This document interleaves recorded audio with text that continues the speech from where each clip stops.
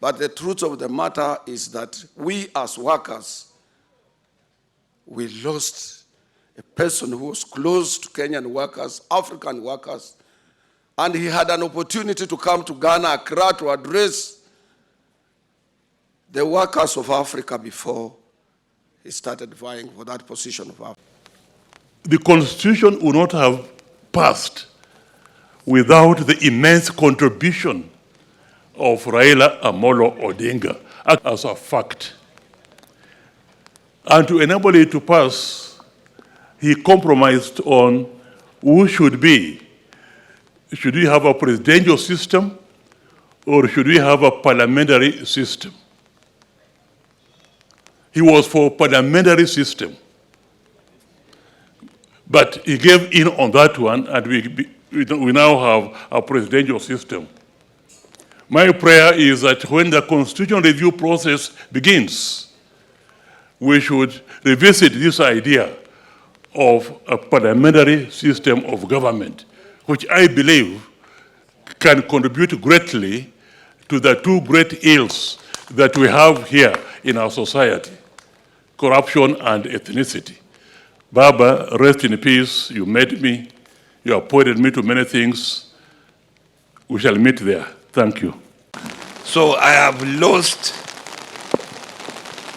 a mentor, a confidant, and I will forever remember him on what he did for me personally and what he has done for this entire country. I can talk a lot about Raila, and I hope one of these days I will have time to write a book on my relationship with Raila. But Baba, I shall miss you. I shall miss your company. I shall miss your advice. Go well. We'll always remember Raila Amolo Odinga as a man who made many compromises for the sake of the peace, unity, and security of this country. Very few politicians are capable of doing that. I ran my politics in 2013, 2017,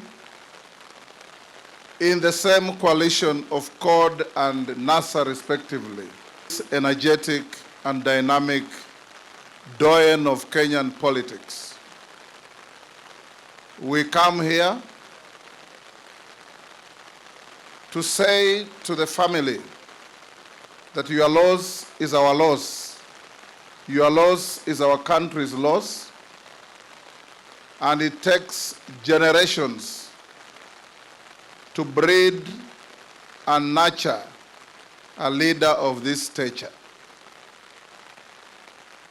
In my private life as a practicing lawyer, I was many times consulted not only by the fallen hero, but Mzee Jaramogi Oginga Odinga, when we were in Parliament together.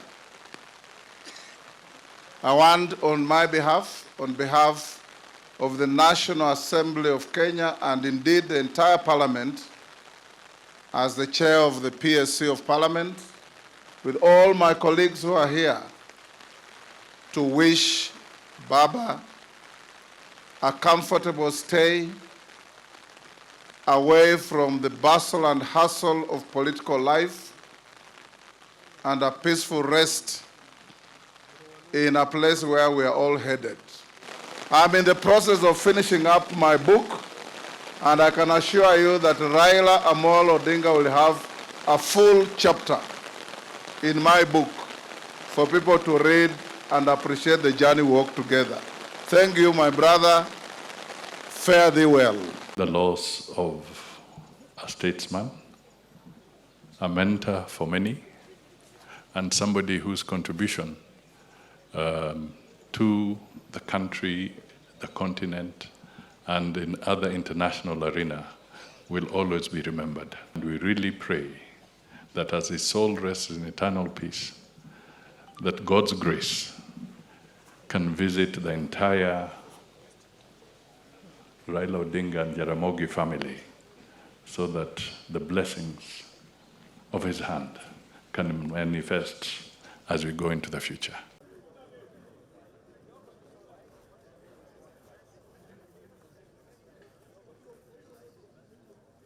Your Excellency, may I request? Thank you. Now I welcome the Prime Cabinet Secretary.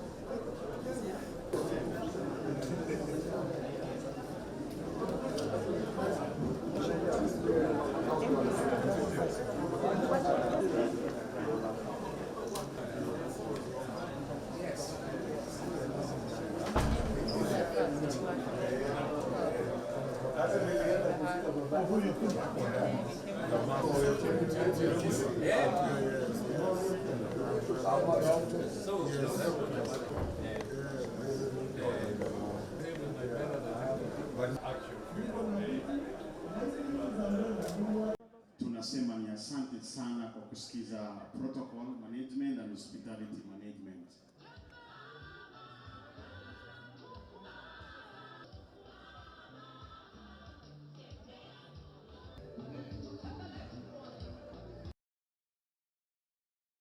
Wageni ambao wanakuja hapa ni wageni wetu.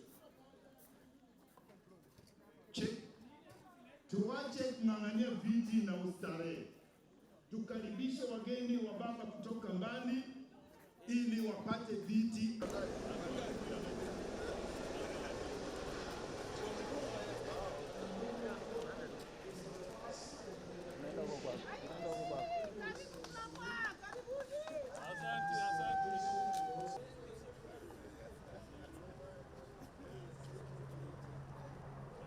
Of the National Assembly, accompanied by Cabinet Secretary for Cooperatives and MSMEs Development,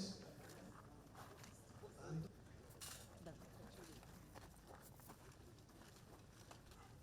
by the Speaker of the National Assembly.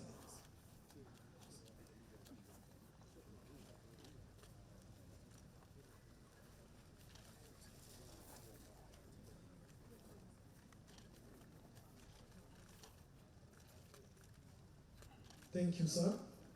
May I request the wreath to be put out?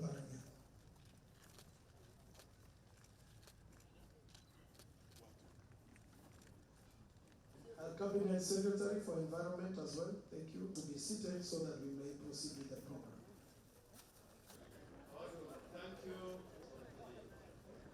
So without further ado, just introduce your delegation, but I think the rest of us are going to speak.